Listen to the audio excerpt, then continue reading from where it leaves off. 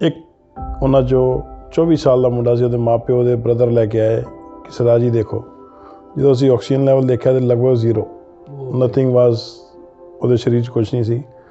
ਪਰ ਇੱਕ ਵਾਹਿਗੁਰੂ ਦੀ ਇੰਸਪੀਰੇਸ਼ਨ, ਉੱਪਰੋਂ ਨਿਸ਼ਾਨ ਸਾਹਿਬ, ਉੱਪਰੋਂ ਗੁਰਦੁਆਰਾ, ਜੋ ਉੱਥੇ ਇਸ ਟਾਈਮ ਵਾਈਬ੍ਰੇਸ਼ਨ ਚੱਲ ਰਹੀਆਂ ਸੀ। ਅਸੀਂ ਲਾਸਟ ਇੱਕ ਕੋਸ਼ਿਸ਼ ਕੀਤੀ, ਜਦੋਂ ਅੱਧੇ ਘੰਟੇ ਬਾਅਦ ਦੇਖਿਆ ਉਹਦੀ ਸਾਹਾਂ ਵੀ ਆ ਗਈਆਂ, ਪਲਸ ਵਧਣੀ ਚਾਲੂ ਹੋ ਗਈ, ਉਹ ਵਿਦਿਨ 3 ਜਾਂ 4 ਘੰਟੇ 90 ਦੀ ਪਲਸ 'ਤੇ ਪਹੁੰਚ ਗਿਆ। ਤਦ ਉਹਦੇ ਘਰ ਵਾਲਿਆਂ ਨੇ ਦੱਸਿਆ ਵੀ ਇਹਨੂੰ ਡੈਡ ਘੋਸ਼ਿਤ ਕਰਤਾ ਜੀ 2 ਹਸਪਤਾਲ।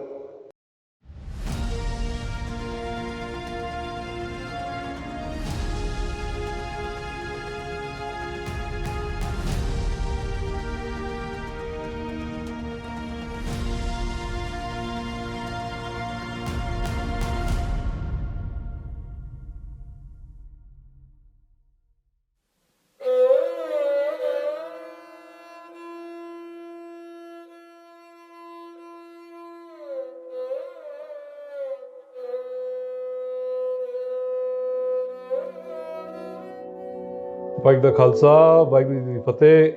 ਵਾਹਿਗੁਰੂ ਜੀ ਕਾ ਖਾਲਸਾ, ਵਾਹਿਗੁਰੂ ਜੀ ਕੀ ਫਤਿਹ ਜੀ। In our YouTube interviews with prominent Sikh personalities, ਅੱਜ ਸਾਡੇ ਕੋਲ ਆਏ ਨੇ ਦੇਸ਼ ਦੇ ਮਸ਼ਹੂਰ ਤੇ ਕੌਮ ਦੇ ਹੀਰੇ, oxygen man of India, Gurpreet Singh Rami ji. ਤੁਹਾਡਾ ਬਹੁਤ ਵੈਲਕਮ ਹੈ ਜੀ। ਗੁਰਪ੍ਰੀਤ ਸਿੰਘ ਰਾਮੀ ਜੀ ਇੱਕ ਆਰਗੇਨਾਈਜੇਸ਼ਨ ਚਲਾਉਂਦੇ ਨੇ ਜਿਹਦਾ ਨਾਮ ਹੈਗਾ ਖਾਲਸਾ ਹੈਲਪ ਇੰਟਰਨੈਸ਼ਨਲ। ਬਹੁਤ ਹੀ ਥੋੜ੍ਹੇ ਦਿਨਾਂ ਵਿੱਚ, ਕੁਝ ਇੱਕ ਸਾਲ ਵਿੱਚ, ਇਹਨਾਂ ਨੇ ਇੱਕ ਇਹੋ ਜਿਹਾ ਇੰਪੈਕਟ ਕੀਤਾ ਹੈ ਸਾਡੀ ਸੁਸਾਇਟੀ ਦੇ ਉੱਤੇ, ਜਿੱਥੇ ਕੋਵਿਡ ਦੇ ਟਾਈਮ 'ਤੇ ਜਦੋਂ ਗੌਰਮੈਂਟ ਹਾਰ ਮੰਨ ਗਈ ਸੀ, ਹਸਪਤਾਲ ਹਾਰ ਮੰਨ ਗਏ ਸੀ, ਲੋਕ ਡਰ ਕੇ ਹਾਰ ਮੰਨ ਗਏ ਸੀ, ਇਹ ਵੀਰ ਜੀ ਅਕੇਲੇ ਡਟੇ ਰਹੇ, ਖੜੇ ਰਹੇ। ਔਰ ਜੋ ਆਕਸੀਜਨ ਵਾਸਤੇ ਲੋਕ ਤਰਸਦੇ ਸੀ ਕਿ ਹਸਪੀਟਲ ਜਾਣਾ ਪਏਗਾ, ਉਹ ਇਹਨਾਂ ਨੇ ਲੋਕਾਂ ਨੂੰ ਗੱਡੀਆਂ ਵਿੱਚ ਪਹੁੰਚਾਇਆ। ਤੇ ਇਕੱਲੇ ਇਹਨਾਂ ਦੀ ਆਰਗੇਨਾਈਜੇਸ਼ਨ ਨੇ, ਇਹ ਐਸਟੀਮੇਟ ਹੈ 10 ਤੋਂ 12,000 ਲੋਕਾਂ ਦੀ ਜਾਨ ਬਚਾਈ ਹੈ। ਤੇ ਇਹ ਸਾਨੂੰ ਬਹੁਤ ਅੱਜ ਮਾਣ ਮਹਿਸੂਸ ਹੁੰਦਾ ਹੈ ਕਿ ਅਸੀਂ ਇੱਕ ਇੰਨੀ ਵੱਡੀ ਸ਼ਖਸੀਅਤ ਨਾਲ ਬੈਠੇ ਨੇ, ਸਾਡੇ ਕੌਮ ਦੇ ਹੀਰੇ ਨੇ। ਔਰ ਅੱਜ ਅਸੀਂ ਇਹਨਾਂ ਬਾਰੇ ਥੋੜ੍ਹਾ ਬਹੁਤ ਇਹਨਾਂ ਦੀ ਜਰਨੀ ਦੇ ਰਿਲੇਸ਼ਨ ਵਿੱਚ ਜਾਣਨਗੇ। ਤੇ ਵੀਰ ਜੀ ਬਹੁਤ ਬਹੁਤ ਵੈਲਕਮ। ਸਤਿ ਸ਼੍ਰੀ ਅਕਾਲ ਜੀ, ਸਤਿ ਸ਼੍ਰੀ ਅਕਾਲ। ਵੀਰ ਜੀ ਇਹ ਦੱਸੋ, ਇਹ ਕਦੋਂ ਸ਼ੁਰੂ ਹੋਈ ਤੁਹਾਡੀ ਜਰਨੀ, ਜਦੋਂ ਅਸੀਂ ਸੇਵਾ ਕਰਨਾ ਸ਼ੁਰੂ ਕੀਤਾ? ਦੇਖੋ ਜੀ, ਸੇਵਾ ਦਾ ਭਾਵ ਤਾਂ ਸਾਡਾ ਬਚਪਨ ਤੋਂ ਹੀ ਸੀਗਾ, ਪਰ ਉਹਨੂੰ ਅਸੀਂ ਕਈ ਹੱਸੀ ਮਜ਼ਾਕ ਚਲਾਏ ਜਾਂਦੇ ਸੀਗੇ। ਪਰ ਕਿਸੇ ਦੀ ਹੈਲਪ ਕਰਨਾ ਅਸੀਂ ਬਚਪਨ ਤੋਂ ਹੀ, ਸਾਡੇ ਸ਼ਾਇਦ ਸਿੱਖ ਹੀ ਸਿਧਾਂਤ 'ਚ ਹੀ ਹੈਗਾ। ਹਰ ਸਿੱਖ, ਚਾਹੇ ਬੱਚਾ ਹੋਵੇ ਵੱਡਾ, ਦੂਸਰੇ ਹੈਲਪ ਕਰਨ ਦੀ ਕੋਸ਼ਿਸ਼ ਕਰਦਾ ਜ਼ਰੂਰ। ਔਰ ਇੱਦਾਂ ਹੀ ਇਹ ਸਿੱਖੀ ਜਿਹੜੇ ਸਾਡੀ ਰਗਾਂ 'ਚ ਖੂਨ ਦੌੜ ਰਿਹਾ, ਉਹ ਤਾਂ ਆਲਰੇਡੀ ਸਾਰੇ ਸਿੱਖਾਂ 'ਚ ਹੈ ਹੀ ਹੈ। ਪਰ ਜਦੋਂ ਪਹਿਲਾ ਕਰੋਨਾ ਦਾ ਇੱਥੇ ਅਟੈਕ ਸਮਝ ਲਓ ਹੋਇਆ ਇੰਡੀਆ 'ਤੇ, ਜਦੋਂ ਸਾਰੇ ਲੋਕਡਾਊਨ ਹੋ ਗਿਆ, ਮੋਦੀ ਜੀ ਨੇ ਲੋਕਡਾਊਨ ਕਰਤਾ। ਲਾਸਟ 23 ਅਪ੍ਰੈਲ ਦੀ ਗੱਲ ਹੈ, ਸ਼ਾਇਦ 22 ਅਪ੍ਰੈਲ ਹੋਏਗਾ। ਉਦੋਂ ਲੋਕੀ ਜੋ ਘਰਾਂ 'ਚ ਵੜ ਗਏ ਜੀ। ਕਿਸੇ ਨੇ ਇਹ ਨਹੀਂ ਸੋਚਿਆ, ਸਰਕਾਰਾਂ ਨੇ ਨਹੀਂ ਸੋਚਿਆ ਵੀ ਜਿਹੜੇ ਬੰਦੇ ਸਵੇਰ ਤੋਂ ਸ਼ਾਮ ਤੱਕ ਕਮਾਉਂਦੇ ਨੇ, ਫਿਰ ਰੋਟੀ ਖਾਂਦੇ ਨੇ, ਜੇ ਲੋਕਡਾਊਨ ਲੱਗ ਗਿਆ ਉਹ ਵਿਚਾਰੇ ਕਿੱਥੋਂ ਖਾਣਗੇ? ਉਹਨਾਂ ਕੋਲ ਇਹੋ ਜਿਹਾ ਕੋਈ ਪਿੱਛੇ ਸਰਪਲਸ ਨਹੀਂ ਪਿਆ ਹੋਇਆ, ਬਿਲਕੁਲ ਕੋਈ ਖਾਣ ਪੀਣ ਦਾ ਇੰਤਜ਼ਾਮ ਨਹੀਂ। ਸਾਰਾ ਦਿਨ ਮਜ਼ਦੂਰੀ ਕਰਦੇ ਨੇ, ਸ਼ਾਮੀ ਰੋਟੀ ਖਾਂਦੇ ਨੇ। ਉਸ ਟਾਈਮ 'ਤੇ ਅਸੀਂ ਪੂਰੇ NCR 'ਚ ਮੈਂ ਅਨਾਊਂਸ ਕੀਤਾ ਸੀ ਕਿ ਜਿਹੜੇ ਘਰ 'ਚ ਰੋਟੀ ਪਹੁੰਚਾਉਣੀ ਹੋਏਗੀ, ਲੰਗਰ ਪਹੁੰਚਾਉਣਾ ਹੋਏਗਾ, ਪਹਿਲੇ ਪਹੁੰਚਾਵਾਂਗੇ, ਫਿਰ ਮੈਂ ਆਪਣੇ ਘਰ ਜਾ ਕੇ ਰੋਟੀ ਖਾਵਾਂਗਾ। ਵਾਹਿਗੁਰੂ। ਔਰ ਉਹ ਨਿਸ਼ਚੇ ਨਾਲ ਅਸੀਂ ਚੱਲੇ। ਉਸ ਟਾਈਮ 'ਚ ਪਹਿਲੇ ਡੈਕ 'ਚ 250 ਟਨ ਰਾਸ਼ਨ, ਵਾਹਿਗੁਰੂ, ਜਿਹੜਾ 250 ਟਨ, ਹਾਂਜੀ, ਜਿਹੜਾ ਈਵਨ ਗਾਜ਼ੀਆਬਾਦ ਔਰ ਬਾਕੀ ਸਰਕਾਰਾਂ ਨੇ ਮਿਲ ਕੇ ਵੀ ਡਿਸਟਰੀਬਿਊਟ ਨਹੀਂ ਕਰ ਪਾਏ, ਜੋ ਰਾਸ਼ਨ ਗੁਰਦੁਆਰਾ ਇੰਦਰਾਪੁਰਮ ਤੋਂ ਅਸੀਂ ਡਿਸਟਰੀਬਿਊਟ ਕੀਤਾ। 1 ਟਨ ਸੰਗਤਾਂ ਵਾਸਤੇ 1000 ਕਿਲੋ ਹੁੰਦਾ ਹੈ, ਅਤੇ ਤੁਸੀਂ ਇਹ ਮੰਨ ਲਓ ਕਿ ਇਹਨਾਂ ਨੇ 2500 ਟਨ ਖਾਣਾ ਪਹੁੰਚਾਇਆ ਹੈ ਕੋਵਿਡ ਦੇ ਟਾਈਮ 'ਤੇ। ਅਤੇ ਜੋ ਇੱਕ ਗੱਲ ਕਿਸੇ ਵੀ ਸਟੈਟਿਸਟਿਕਸ ਵਿੱਚ ਨਹੀਂ ਆਉਂਦੀ, ਉਹ ਬੜੀ ਭੈੜੀ ਗੱਲ ਹੈ। ਉਹ ਇੱਕ ਹਿਡਨ ਸੀਕਰੇਟ, ਡਾਰਕ ਸੀਕਰੇਟ ਹੈ ਕਿ ਇਹੋ ਜਿਹੇ ਪਰਿਵਾਰ, ਬਿਜ਼ਨਸਮੈਨ, ਗਰੀਬ ਜੋ ਭੁੱਖਮਰੀ ਤੋਂ ਮਰੇ ਨੇ, ਜਿਨ੍ਹਾਂ ਦੀ ਇੰਪਲੋਇਮੈਂਟ ਚਲੀ ਗਈ, ਪੈਸੇ ਖਤਮ ਹੋ ਗਏ, ਉਹਨਾਂ ਦੀ ਕੋਈ ਸਟੈਂਡਿੰਗ ਕੋਵਿਡ 'ਚ ਨਹੀਂ ਆਉਂਦੀ। ਸਿਰਫ ਮੈਡੀਕਲ ਦਾ ਕੋਵਿਡ ਦਾ ਜੋ ਫਿਗਰ ਹੈ ਉਹ ਸਾਹਮਣੇ ਆਉਂਦਾ ਹੈ। ਪਰ ਇਹਨਾਂ ਦੀ ਆਰਗੇਨਾਈਜੇਸ਼ਨ, ਇਹਨਾਂ ਦੇ ਸਦਕੇ ਘੱਟ ਤੋਂ ਘੱਟ 25-30 ਹਜ਼ਾਰ ਲੋਕਾਂ ਨੂੰ ਤੁਸੀਂ ਉਸ ਟਾਈਮ 'ਤੇ ਸਾਡਾ ਜਿਹੜਾ ਗਵਰਨਮੈਂਟ ਨੇ ਸਾਡੇ ਕੋਲ ਹੈਲਪ ਮੰਗੀ, ਕਿਉਂਕਿ ਪਹਿਲੇ ਲਾਕਡਾਊਨ 'ਚ ਰਾਸ਼ਨ ਸਭ ਤੋਂ ਜ਼ਿਆਦਾ ਜ਼ਰੂਰਤ ਪਈ ਸੀ ਰਾਸ਼ਨ ਦੀ, ਜੀ, ਸਿਲੰਡਰ ਸੀ, ਦੁੱਧ, ਸਬਜ਼ੀਆਂ ਦੀ। ਅੱਛਾ ਜੀ, ਕਈ ਲੱਖ ਰੁਪਏ ਦੇ ਪੇਟੀਐਮ ਲੋਕਾਂ ਦੇ ਘਰਾਂ 'ਚ ਅਸੀਂ ਕੀਤੇ ਕਿ ਅਸੀਂ ਉੱਥੇ ਨਹੀਂ ਪਹੁੰਚ ਪਾ ਰਹੇ, ਤੁਸੀਂ ਆਪਣਾ ਰਾਸ਼ਨ ਦੁੱਧ ਦਾ ਦੱਸੋ ਕਿੰਨਾ ਖਰਚਾ, ਇੰਨਾ ਜੀ, ਠੀਕ ਹੈ ਜੀ। ਪਰ ਵੀਕ ਅਸੀਂ ਉਹਨਾਂ ਦੇ ਪੇਟੀਐਮ ਕਰਦੇ ਸੀ, ਅੱਛਾ ਜੀ, ਨੈਕਸਟ ਵੀਕ ਦੀ ਫਿਰ ਤਿਆਰੀ ਰੱਖਦੇ ਸੀ। ਵਾਹਿਗੁਰੂ, ਨਾਟ ਈਵਨ ਰਾਸ਼ਨ, ਔਰ ਬਣਿਆ ਹੋਇਆ ਫੂਡ ਤਕਰੀਬਨ 25,000 ਬੰਦਿਆਂ ਦਾ ਰੋਜ਼, ਜੋ ਗਵਰਨਮੈਂਟ ਨੇ ਸਾਡੇ ਕੋਲ ਮੰਗਿਆ। ਉੱਥੇ ਦੇ ਐਮਐਲਏ ਨੇ ਮੰਗਿਆ ਕਿ ਸਾਨੂੰ ਪਹਿਲੇ 10,000 ਮੰਗਿਆ, ਫਿਰ 15,000, ਫਿਰ 25,000। ਵਾਹਿਗੁਰੂ, ਉਹ ਪੈਕ ਕਰਕੇ ਵੀ ਸਾਡਾ ਰੈਗੂਲਰ 3 ਮਹੀਨੇ ਤੱਕ ਚੱਲਿਆ। 3 ਮਹੀਨੇ 25,000 ਰਾਸ਼ਨ, 25,000 ਲੋਕਾਂ ਬਣਿਆ ਹੋਇਆ ਫੂਡ 3 ਮਹੀਨੇ ਚੱਲਿਆ। ਮੈਂ ਇੰਟਰਵਿਊ ਤੋਂ ਪਹਿਲੇ ਕਿਸੇ ਨਾਲ ਗੱਲ ਆਖ ਰਿਹਾ ਸੀ, ਇਹ ਇੱਕ ਪਰਸਨ ਜਾਂ ਇੱਕ ਬੰਦੇ ਨਹੀਂ ਹੈਗੇ, ਹੀ ਇਜ਼ ਐਨ ਇੰਸਟੀਟਿਊਸ਼ਨ।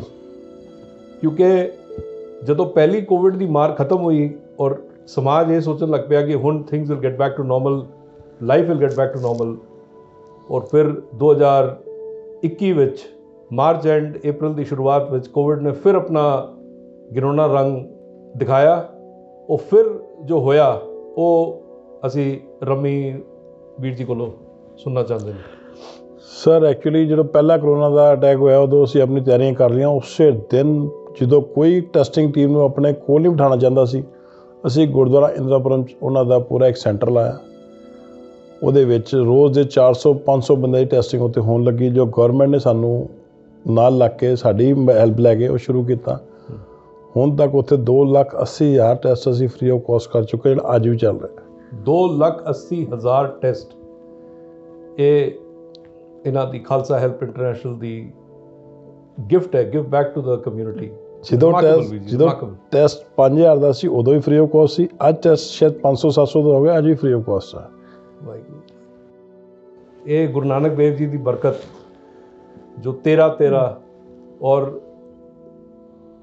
ਜੋ ਲੋਕਾਂ ਨੂੰ ਸ਼ੌਕ ਹੁੰਦਾ ਨਾ ਗੱਡੀਆਂ ਤੇ 13 ਲਿਖਣ ਦੀ, ਇਹ ਗੁਰੂ ਨਾਨਕ ਦੇਵ ਜੀ ਦੀ ਬਖਸ਼ਿਸ਼ ਜੋ ਸਾਡੇ ਰਗੋਂ ਦੌੜਦੀ ਹੈ, ਸਿੱਖਾਂ ਦੇ ਰਗੋਂ ਦੌੜਦੀ ਹੈ, ਉਹ ਉਹਦੇ ਪੂਰਨ ਕੀ ਦੱਸਾਂ ਲਾਈਟ ਹਾਊਸ ਹੈਗੇ ਨੇ, ਇਹ ਮਾਰਗਦਰਸ਼ਕ ਹੈਗੇ ਨੇ ਕਿ ਇਹ ਹੁੰਦਾ 13। ਇਹਨਾਂ ਨੇ ਸਭ ਕੁਝ ਹੀ ਨਿਝਾਰਤਾ। ਤੁਹਾਡੇ ਵੱਲੋਂ ਇਹ ਜਾਣਨਾ ਚਾਹੁੰਦੇ ਨੇ ਕਿੰਨੇ ਦਿਨ ਜਾਂ ਕਿੰਨੀ ਰਾਤਾਂ ਤੁਸੀਂ ਨਹੀਂ ਸੁੱਤੇ, ਕਿੰਨੀ ਦਿਨ ਰਾਤਾਂ ਤੁਸੀਂ ਘਰ ਵਾਪਸ ਨਹੀਂ ਗਏ?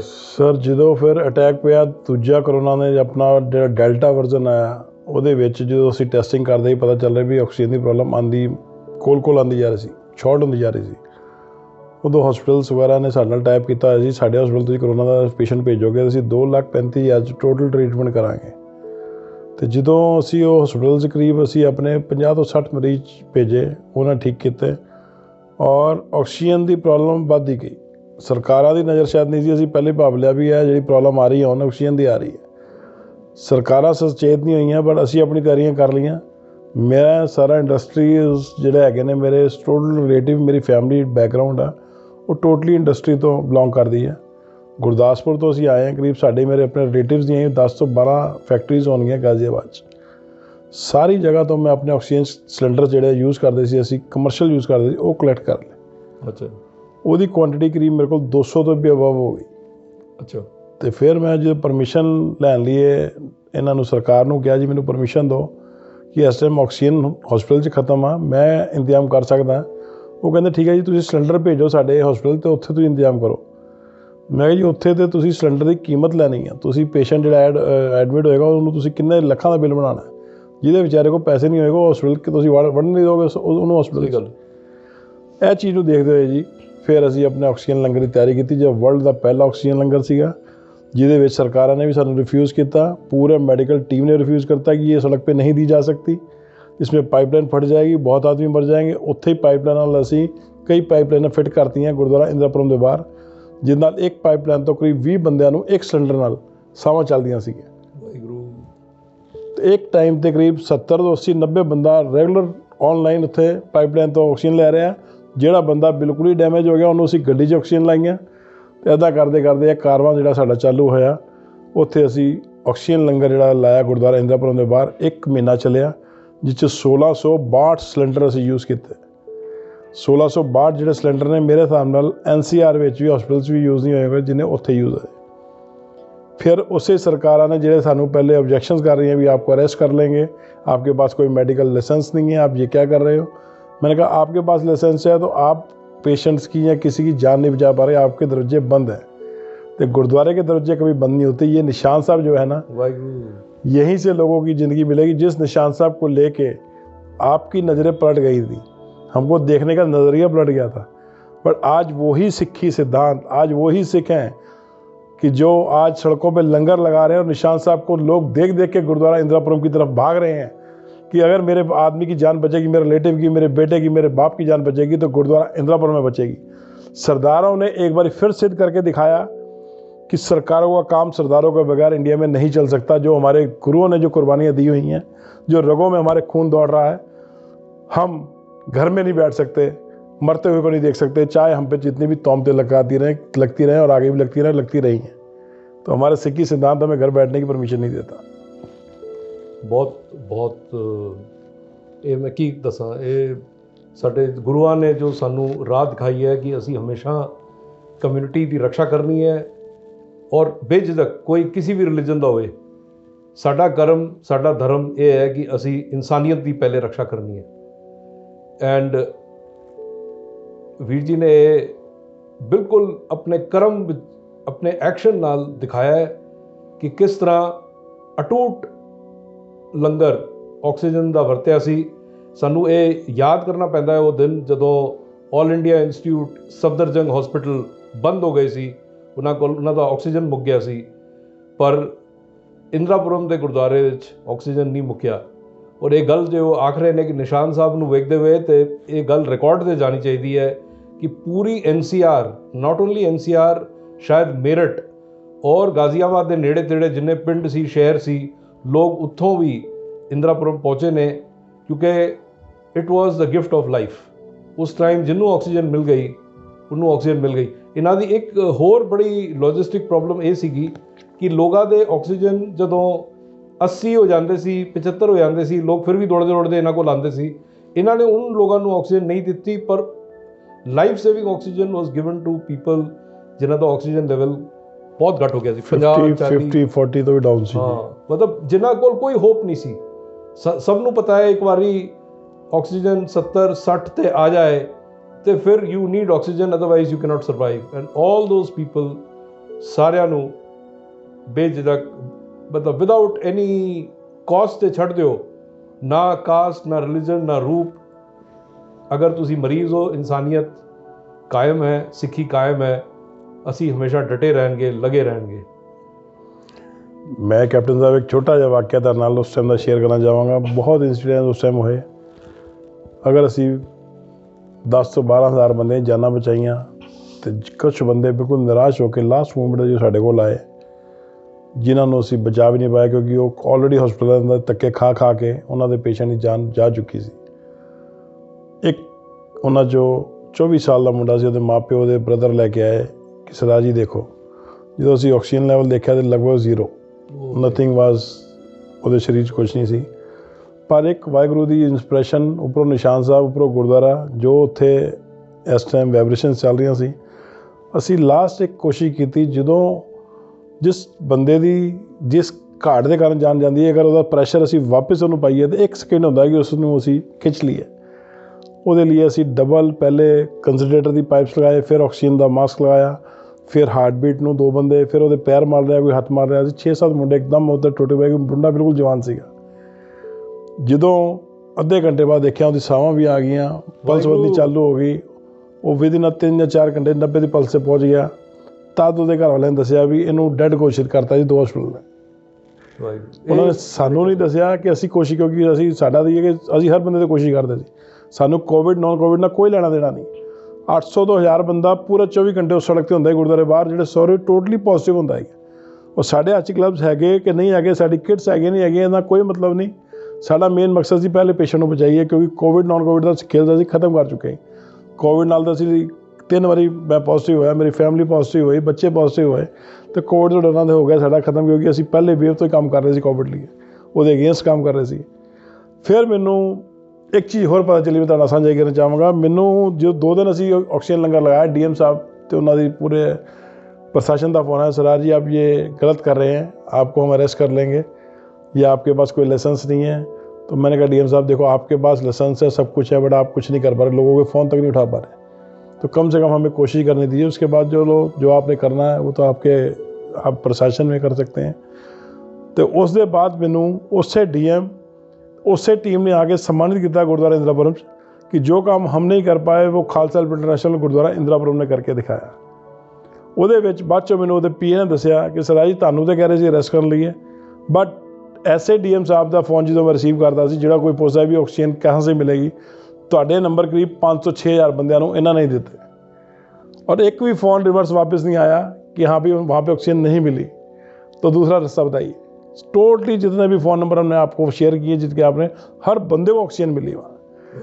तो यह सर सिखा था और उस निशान साहब का ही बरकत है जी कि ਜਿਹੜੀ ਇਹਨੇ ਲੋਕਾਂ ਨੂੰ ਉੱਥੇ ਜੀਵਨਦਾਨ ਮਿਲਿਆ। ਅੱਜ ਗੁਰਦੁਆਰਾ ਇੰਦਰਾਪੁਰਮ ਵਿੱਚ ਅਗਰ ਜਿਹੜੇ ਮੱਥਾ ਟੇਕਣ ਔਰ ਉੱਥੇ ਜਿਹੜੇ ਆ ਕੇ ਮੁਰਿਆਦ ਮੰਗਣ ਵਾਲੇ ਦੀ ਜਿਹੜੀ ਤਾਦਾਦ ਆ 20% ਸਿੱਖ ਨੇ, 80% ਹਿੰਦੂ ਨੇ, ਨੌਨ ਸਿੱਖ ਨੇ। ਉਹ ਕਹਿੰਦੇ ਵੀ ਸਾਡਾ ਜੀਵਨ, ਸਾਡੇ ਖਾਨਦਾਨ ਨੂੰ ਜਿਹੜਾ ਜੀਵਨ ਮਿਲਿਆ ਉਹ ਇਸ ਗੁਰਦੁਆਰੇ ਮਿਲਿਆ। ਔਰ ਪੇਸ਼ੈਂਟ ਸਾਡੇ ਪੂਰੇ ਦਿੱਲੀ ਤੋਂ ਟੋਟਲੀ ਪੇਸ਼ੈਂਟ ਇੱਧਰ ਆਏ ਜਿਨ੍ਹਾਂ ਨੂੰ ਆਕਸੀਜਨ ਦੀ ਘਾਟ ਸੀ। ਦਿੱਲੀ ਵੀ ਕੁਛ ਨਹੀਂ ਮਿਲ ਰਿਹਾ ਸੀ। ਪੂਰਾ NCR, ਆਗਰਾ, ਲਖਨਊ, ਹਰਿਦੁਆਰ ਹਰ ਜਗ੍ਹਾ ਤੋਂ ਲੋਕੀ ਪੇਸ਼ੈਂਟਾਂ ਨੂੰ ਲੈ ਕੇ ਆਏ। ਨਾਟ ਓਨਲੀ NCR, ਦੂਰੋਂ ਦੂਰੋਂ ਲੋਕੀ ਲੈ ਕੇ ਆਏ ਵੀ ਆਕਸੀਜਨ ਉੱਥੇ ਅਵੇਲੇਬਲ ਹੈਗੀ। ਜਿਹਦਾ ਵੀ ਫੋਨ ਆਉਂਦਾ ਸੀ ਅਸੀਂ ਕਹਿੰਦੇ ਜੀ ਆਕਸੀਜਨ ਲਈ ਫੋਨ ਨਾ ਕਰੋ, ਟਾਈਮ ਵੇਸਟ ਨਾ ਕਰੋ, ਪੇਸ਼ੈਂਟ ਨੂੰ ਲਿਆਓ। ਅਤੇ ਉਹੀ ਵਾਹਿਗੁਰੂ ਦੀ ਸੇਵਾ ਜਿਹੜੀ ਸਾਨੂੰ ਬਖਸ਼ੀ ਉਹਨੂੰ ਅਸੀਂ ਸ਼ਿੱਦਤ ਨਾਲ ਨਿਭਾਇਆ। ਅਤੇ ਅੱਜ ਤੁਹਾਡੇ ਸਾਹਮਣੇ ਹੈ ਜੀ ਆਕਸੀਜਨ ਲੰਗਰ ਇੱਕ ਪੂਰਾ ਦਿੱਲੀ NCR ਦਾ ਲੋਕਾਂ ਦੀ ਜਾਨ ਬਚਾਉਣ ਦਾ ਓਨਰ ਮਿਲ ਗਿਆ ਹੈ। ਹੀ is non as the oxygen man of India. ਕਿਉਂਕਿ ਸਾਨੂੰ ਇਹ ਗੱਲ ਹਮੇਸ਼ਾ ਯਾਦ ਰੱਖਣੀ ਚਾਹੀਦੀ ਹੈ ਕਿ ਸਾਨੂੰ ਆਪਣਾ ਕਰਮ ਕਰਨਾ ਹੈ, ਆਪਣੀ ਡਿਊਟੀ ਕਰਨੀ ਹੈ। DM ਸਾਹਿਬ ਆਪਣਾ ਕਰਮ ਕਰ ਰਹੇ ਸੀ ਕਿ ਕੋਈ ਬੰਦਾ ਬਿਨਾਂ ਪਰਮਿਸ਼ਨ ਜਾਂ ਕੁਆਲੀਫਿਕੇਸ਼ਨ ਉਹਨੂੰ ਨਹੀਂ ਕਰਨਾ ਚਾਹੀਦਾ, ਔਰ ਵੀਰ ਜੀ ਆਪਣੀ ਡਿਊਟੀ ਕਰ ਰਹੇ ਸੀ ਕਿ ਮੈਂ ਬਚਾਉਣਾ ਹੈ। ਐਂਡ ਇਹ ਹੈਰਾਨ ਕਰਨ ਵਾਲੀ ਗੱਲ ਹੈ ਕਿ ਉਹੀ DM ਸਾਹਿਬ ਜੋ ਇਹਨਾਂ ਨੂੰ ਥ੍ਰੈਟਨ ਕਰ ਰਹੇ ਸੀ, ਉਹੀ ਇਹਨਾਂ ਦਾ ਨੰਬਰ ਸਾਰਿਆਂ ਨੂੰ ਫਾਰਵਰਡ ਕਰਦੇ ਸੀ ਔਰ ਉਹਨਾਂ ਨੇ ਫਿਰ ਇਹਨਾਂ ਨੂੰ ਸਨਮਾਨਿਤ ਵੀ ਕੀਤਾ। ਇਹ ਕਾਇਮਾਤ ਹੈ, ਇੱਕ ਕਰਮਾਤ ਹੈ। This is the miracle of Sikhi, this is the miracle of giving and this is the miracle of service to society। देना लोग कुछ पैसे देते ने, they think they have given something। Some people do seva, they think they have done something, but very few people endanger their lives for others। और ये वीर जी ते इन्हां दे परिवार ने खूब दिखाया है। पूरी इंदिरापुरम दी संगत जिन्हां ने सेवा कीती सी, all were part of the team and बेझिझक without any thinking of risk of life उन्होंने कंटिन्यूस सेवा रखी और इन्ने सारे लोगों को बचाया। हुण वीर जी मैं थोड़ा जा होर अगे जाना चाहता। तुहाडी सर्विस सिर्फ ऑक्सीजन या कोविड के टाइम की नहीं हैगी। झारखंड विच इत्थे उत्तराखंड में जो फ्लड्स आए सी उस टाइम भी खालसा हेल्प ने बहुत बढ़ चढ़ के सेवा की, लोगों को बचाया। उहदे बारे कुछ दसो सर। साढ़े एक तरफ तो मैडिकल टीम आ, दूजी तरफ साड़ी टीम तो डिजास्टर मूवमेंट जोड़ा है जी, उस मेरा अपना बेटा गुनीत सिंह बॉबिन, वो भी समझ लो कि मेरे नाल रह के उन्होंने भी इस चीज़ का एक जोड़ा उनका जनून है जी, वो आ गई। लोग जो नैनीताल बाढ़ आई, लोग लाशां तो उपरों थले आ रही सी, लोग अपने घरों छड्ड के प्लेन एरिए वाल जा रहे थे। उदों मेरी टीम, मेरे बेटा और वो नाल अनमोल बिंद्रा और लक्की जी होर भी टीम के यंगस्टर जोड़े ने उस एरिए जा रहे थे जिथे इन्हों की लोड़ सी, उत्थे जिथे लोगों को दवाइयाँ नहीं सी, लोग फसे हुए थे। उन्होंने बॉडियां जलाने लिए गवर्नमेंट को डीजल या लकड़ियाँ तक नहीं सी, अपनी गड्डी जो डीजल कढ़ के लकड़ियाँ जंगल तो कट्ठियाँ करके उत्थे संस्कार करके उत्थे DM ने हेल्प मंगी, जो मेडिसिन मंगियाँ, जो चीज़ा ने रसद मंगियाँ सारा उत्थे पहुँचाइयाँ। तो वो चीज़ा पहले उत्तराखंड, फिर एक बार हिमाचल, यह चीज़ा हुण नैक्सट तुसीं देख ही रहे वॉर चल रही है यूक्रेन। हाँ जी, खालसा हेल्प इंटरनेशनल की तैयारी उधर नूं भी है। साडे पेपर्स लगे पे ने, वेट कर रहे हैं अप्रूवल का। जदों अप्रूवल आया खालसा हेल्प इंटरनेशनल पहले पोलैंड जाएगी, पोलैंड तो साडा असीं बॉर्डर वाल जावांगे, उत्थे असीं अपने गुरु के लंगर जिहड़े इत्थों ऑक्सीजन के लंगर चल रहे हैं, तो उत्थे जिस चीज़ लंगर की लोड़ होएगी ਉਹਦੇ लंगर असीं खोल देने। ऑलरेडी बाकी सिख समाज भी पहुँचा है, साडे कई मैंबरस उत्थे रेडी पहुँचे ने सानूं रिसीव कर लिए। मैनूं पता नहीं अंदरों आवाज़ आती पई है कि जब तक ये वीडियो लाइव होएगा, जो थोड़े दिनों बाद होएगा, तब तक तुसीं ऑलरेडी अपनी टीम नाल उत्थे पहुँचे हुए होगे। ਵੀਰ ਜੀ ਤੁਸੀਂ ਤੁਹਾਡਾ ਅੱਗੇ ਦਾ ਵਿਜ਼ਨ ਕੀ ਹੈ? ਖਾਲਸਾ ਹੈਲਪ ਦਾ ਅੱਜ ਤੋਂ ਅੱਗੇ 5 ਸਾਲ 10 ਸਾਲ ਕੀ ਵਿਜ਼ਨ ਹੈ ਖਾਲਸਾ ਹੈਲਪ ਦਾ ਤੇ ਸੰਗਤ ਕਿਸ ਤਰ੍ਹਾਂ ਤੁਹਾਡੇ ਨਾਲ ਜੁੜ ਸਕਦੀ ਹੈ? How can we donate to you and how can we join you? Sir ਸਾਡਾ ਵਿਜ਼ਨ ਆ ਕਿ ਜੋ ਮਾਨਵਤਾ ਦੀ ਸੇਵਾ ਹੈ, ਦੇਖੋ ਸਾਡੇ ਗੁਰਦੁਆਰੇ ਵੀ ਨੇ, ਮੈਂ ਆਲਰੇਡੀ ਗੁਰਦੁਆਰੇ ਦਾ ਪ੍ਰਧਾਨ ਹਾਂ ਇੰਦਰਾਪੁਰਮ ਦਾ, ਬਾਕੀ ਗੁਰਦੁਆਰੇ ਵੀ ਸਾਡੇ ਗਾਜ਼ੀਆਬਾਦ ਸਿੱਖ ਪ੍ਰਬੰਧਕ ਜਿਹੜੀ ਕਮੇਟੀ ਆ ਉਹਦਾ ਵੀ ਮੈਂ ਵਾਈਸ ਪ੍ਰੈਜ਼ੀਡੈਂਟ ਹਾਂ। ਬਟ ਇਹ ਜਿਹੜੀ ਖਾਲਸਾ ਹੈਲਪ ਸਟਾਰਟ ਕੀਤੀ ਆ ਇਹ ਮਾਨਵਤਾ ਦੀ ਸੇਵਾ ਲਈ। ਜੇ ਕੋਈ ਬੰਦਾ ਕਿਤੇ ਪਰੇਸ਼ਾਨ ਅਸੀਂ ਬਾਉਂਡ ਹੋ ਜਾਂਦਾ ਜੀ, ਗੁਰਦੁਆਰੇ ਸੇਵਾ ਨਹੀਂ ਦੇ ਸਕਦੇ, ਕਮੇਟੀ ਸਾਰੀ ਆ ਨਾਲ, ਪਰ ਖਾਲਸਾ ਹੈਲਪ ਕਿਤੇ ਵੀ ਇਸ ਤਰ੍ਹਾਂ ਦੀ ਸੇਵਾ ਕਰ ਸਕਦੀ ਆ। ਰੋਜ਼ ਦੇ ਅੱਜ ਵੀ ਅਸੀਂ ਕਰੀਬ 50 ਤੋਂ 100 ਬੰਦਿਆਂ ਨੂੰ ਰਾਸ਼ਨ ਉਹਦੇ ਘਰ ਅੱਜ ਵੀ ਪਹੁੰਚਾਉਂਦੇ ਹਾਂ, ਜਿੱਥੇ ਕਰੋਨਾ ਕਰਕੇ ਲੋਕਾਂ ਦੇ ਕੰਮ ਛੁੱਟੇ ਪਏ ਨੇ, ਜੌਬਸ ਨਹੀਂ ਹੈਗੀਆਂ, ਬੱਚਿਆਂ ਦੀ ਫੀਸਾਂ ਨਹੀਂ ਜਾ ਰਹੀਆਂ, ਉੱਤੇ ਵੀ ਅਸੀਂ ਵਰਕ ਕਰ ਰਹੇ ਹਾਂ, ਅੱਜ ਦੇ ਹਾਲਾਤਾਂ ਨਾਲ ਫਾਈਟ ਕਰ ਰਹੇ ਹਾਂ। ਔਰ ਕਮਿੰਗ ਡੇਜ਼ 'ਚ ਸਾਡੇ ਬਹੁਤ ਮੈਂਬਰ ਜੁੜ ਰਹੇ ਨੇ ਖਾਲਸਾ ਹੈਲਪ ਇੰਟਰਨੈਸ਼ਨਲ, ਆਪ ਸਭ ਵੀ ਜੁੜੋ। ਸਾਡਾ ਹੈਲਪਲਾਈਨ ਨੰਬਰ 9097041313, ਇਸ ਨੰਬਰ 'ਤੇ ਤੁਸੀਂ ਕਾਲ ਕਰੋ। ਕਿਤੇ ਵੀ ਵਰਲਡ 'ਚ ਤੁਸੀਂ ਬੈਠੇ ਹੋਏ ਹੋ, ਸਾਡੇ ਔਨਲਾਈਨ ਤੁਸੀਂ ਵੈਬਸਾਈਟ 'ਤੇ ਵੀ ਜਾ ਸਕਦੇ ਹੋ, ਉੱਥੇ ਵੀ ਤੁਸੀਂ ਦੇਖ ਸਕਦੇ ਹੋ, ਸਾਡੇ ਨਾਲ ਜੁੜ ਸਕਦੇ ਹੋ। ਇੱਕ ਸੰਸਥਾ FG ਮੈਂ ਚਾਹ ਰਹੇ ਹਾਂ ਦੇ ਅੱਗੇ ਜਿਹੜਾ ਮੇਰਾ ਪਲਾਨ ਹੈਗਾ ਕਿ ਘੱਟੋ ਘੱਟ ਸਾਡਾ ਸਿੱਖ ਸਮਾਜ ਔਰ ਅਦਰ ਕਮਿਊਨਿਟੀਜ਼ ਦੀ ਹੈਲਪ ਲਈ ਅਸੀਂ 24 ਘੰਟੇ ਅਜੇ ਵੀ ਤਿਆਰ ਹਾਂ, ਅੱਗੇ ਵਰਲਡ ਲੈਵਲ 'ਤੇ ਤਿਆਰ ਕਰਨ ਦੀ ਕੋਸ਼ਿਸ਼ ਕਰ ਰਹੇ ਹਾਂ ਟੀਮ ਆਪਣੀ, ਔਰ ਬਹੁਤ ਜਲਦੀ ਅਸੀਂ ਇਸ ਨੂੰ ਅਚੀਵ ਕਰਾਂਗੇ। ਬਹੁਤ ਚੰਗਾ ਉਪਰਾਲਾ ਵੀਰ ਜੀ। ਇਹ ਤੇ ਸਾਨੂੰ ਪਤਾ ਨਹੀਂ ਛਾਤੀ ਚੌੜੀ ਹੋ ਜਾਂਦੀ ਹੈ ਜੇ ਇਹੋ ਜਿਹੇ ਸ਼ੇਰ ਸਾਡੀ ਕੌਮ ਦੇ ਜਿਨ੍ਹਾਂ ਦਾ ਵਿਜ਼ਨ ਇੰਨਾ ਵੱਡਾ ਹੈ।